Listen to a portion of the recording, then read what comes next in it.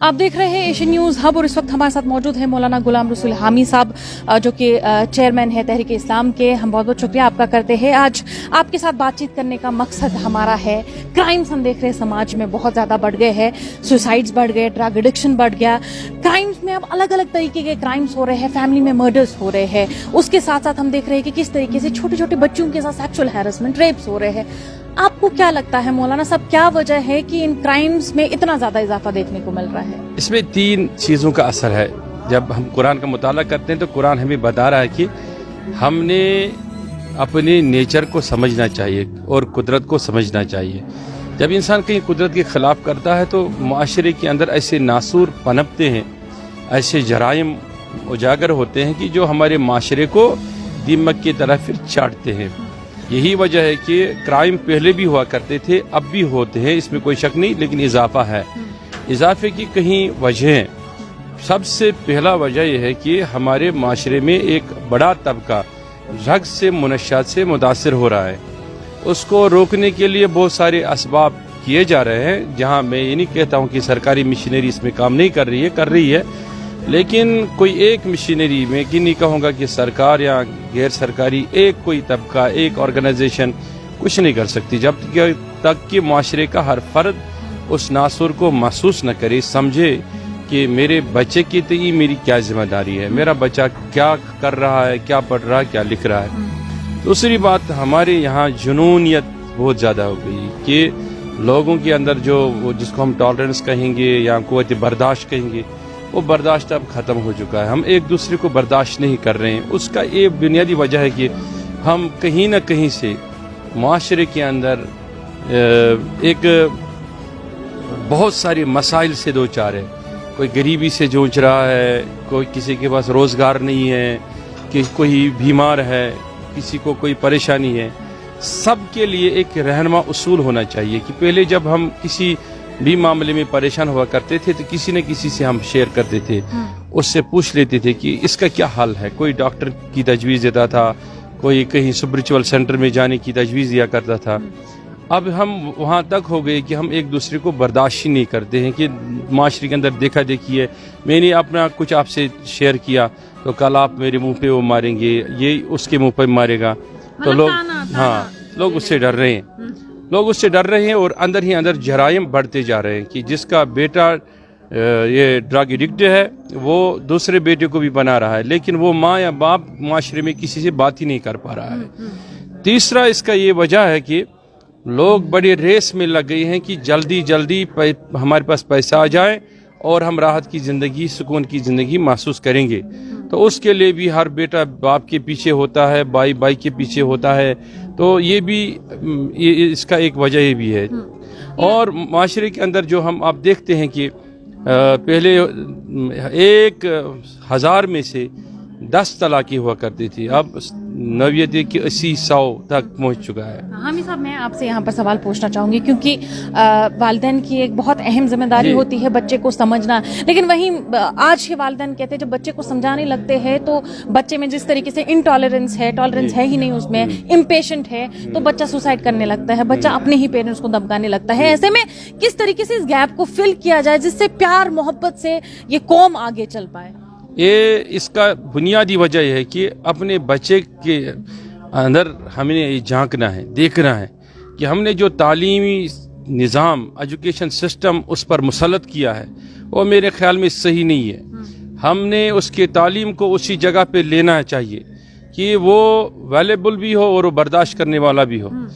आपको मैं अगर बताऊं, दिन में आपको 1000 तरफ से एक ही बार पुकारा जाए तो यकीनी तौर आप जहनी तौर से अल्लाह बचाए मफलूज हो जाएंगे, कहेंगे कि मैं किसी का नहीं सुनूं, क्योंकि आप उस गुस्से पे आ जाएंगे।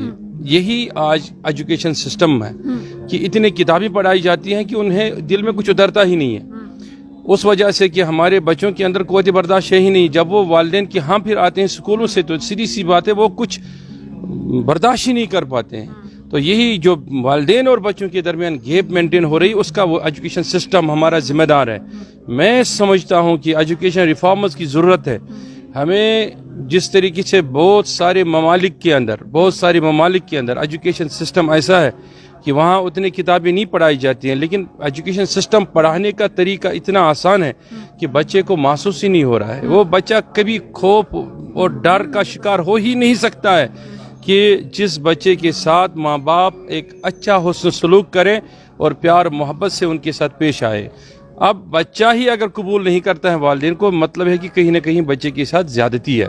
اس زیادتی کو پھر بچہ جو ہے نا وہ سیلاب کی طرح، لاوے کی طرح اگل دیتا ہے، اور پھر وہ ایسے ایسے چھوٹے موٹے گناہوں کا سہارا لے رہا ہے. حامد صاحب، میں آپ سے آخری سوال پوچھنا چاہوں گی، مولانا جو ہمارے قوم کے ہیں ان پر کتنی ذمہ داری عائد ہوتی ہے؟ پیرنٹس پہ تو ہے ہی، ٹیچرز پہ ہے ہی، امام ہے مسجد کے، ان پہ کتنی ذمہ داری عائد ہوتی ہے؟ واعظ و تبلیغ کے دوران، واعظ و نصیحت کے دوران وہ کس طریقے سے لوگوں کو یہ سمجھا سکتے ہیں کہ کرائمز کو کس طریقے سے ہم کم کر سکتے ہیں سماج میں؟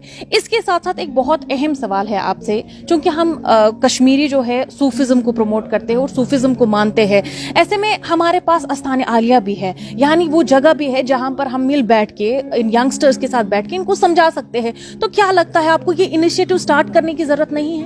ابھی میں نے اندر بھی عرض کیا ہے، جیسے آپ نے کہا، دیکھیے ہم اس میں کیوں دن بہ دن دور کیوں ہوتے جا رہے ہیں کہ ہمارے ہاں جو اسپرچول سینٹرز تھے نا وہ دھیرے دھیرے ختم ہو رہے ہیں، کم ہو رہے ہیں.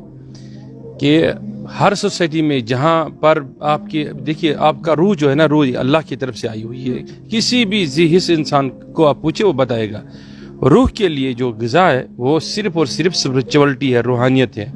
جسے ہم جسم کے لیے غذا کھا رہے ہیں، روح کے لیے بھی غذا ہے. تو وہ غذا کہاں ممکن ہے؟ وہ اللہ تعالیٰ کے ولیوں کے ہاں، دوستوں کے ہاں، صوفیوں کے ہاں، درگاہوں پر ذکر و اذکار میں موجود ہے. ہر کوئی انسان اپنے طریقے سے اگر خدا کو یاد کرے، اپنے روح کو وہ سمجھائے، سکون دے، یقینی طور پر وہ سمجھتا ہے. جیسے کسی غم کے بعد انسان کہتا ہے چلو یہ خدا کی طرف سے تھا، تو تھوڑا سکون ہوتا ہے. یہ پہلی بنیاد ہے کہ ہم اس بنیاد کو صحیح مینٹین نہیں کر پا رہے ہیں. کہ مسجدوں کے اندر افراد تفرید اس لیے پھیل رہا کہ لوگ مسلکوں کو زیادہ ترجیح دے رہے ہیں، لیکن سوسائٹی میں جو کنکریٹ نظام ہمارا ہونا چاہیے اس پر دھیان نہیں دے رہے ہیں. اماموں پر اور جو قائدین ہیں، واعظین ہیں، رہنما ہیں، ان کے لیے ایک اصولی راستہ ہے کہ وہ اس راستے سے انحراف نہیں کر سکتے ہیں، کہ وہ معاشرے کے اندر بچائیں اور سنائیں کہ جو بھی معاشرے کے اندر اس وقت ناصور ہے اس سے ہم کیسے بچ جائیں گے. ابھی آپ نے بات کی اسپرچول سینٹرز کی. پہلے زمانے میں کیا ہوتا تھا، لوگ جاتے تھے درگاہوں پر، وہ وہاں بیٹھتے تھے، سکون حاصل کرتے تھے. آج کا نوجوان بٹا ہوا ہے، اس میں سے 80% یا 70%، 60% پہلے یہی نہیں جان پاتے ہیں کیا میں جاؤں کہ نہیں جاؤں، کیا مجھے مذہب ایلو کرتا ہے کہ نہیں کرتا ہے. تو ہمیں ان سب چیزوں سے نکلنا چاہیے. ہمیں جہاں روح کی تسکین کے لیے ہمیں میسر سامان ہو وہ ہمیں تلاش کرنے کی اشد ضرورت ہے. بہت شکریہ، بہت شکریہ. یہ تھے غلام رسول حامی صاحب، جانے مانے اسلامک اسکالر ہے. انہوں نے جس طریقے سے نصیحت کی ہے اور لوگوں تک یہ پہنچا ہے کہ کس طریقے سے پیرنٹس پر بھی ذمہ داری عائد ہوتی ہے، اور اس کے ساتھ ساتھ جو امام ہے، قائدین ہے، یا جو واعظ خوانی کرتے ہیں، واعظ و تبلیغ میں وہ جب ان چیزوں کا ذکر کریں گے تو ظاہر سی بات ہے کہ جو کرائمس ہیں ان میں کمی دیکھنے کو ملے گی. وہیں اسپریچول سینٹرز کی بھی انہوں نے بات کی ہے کہ وہاں پر جو ہے جہاں لوگوں کو لگتا ہے کہ سکون ملتا ہے ان اسپریچول سینٹرز میں، یا جن کو ہم درگاہیں کہہ سکتے ہیں، آستان عالیہ کہہ سکتے ہیں، لوگوں کو چاہیے کہ وہ ان اسپریچول سینٹرز، ان جو کہ آستان عالیہ ہیں، ان پر جائے اور وہاں پر سکون سے جو ہے وہ رہ پائیں گے، جس سے کہ ان کے دماغ میں اگر کوئی بھی شیطانی خیال ہوتا ہے وہ اللہ کی مدد سے دور ہوتا ہے. ایشین نیوز ہب کے لیے سری نگر سے فضا جانا.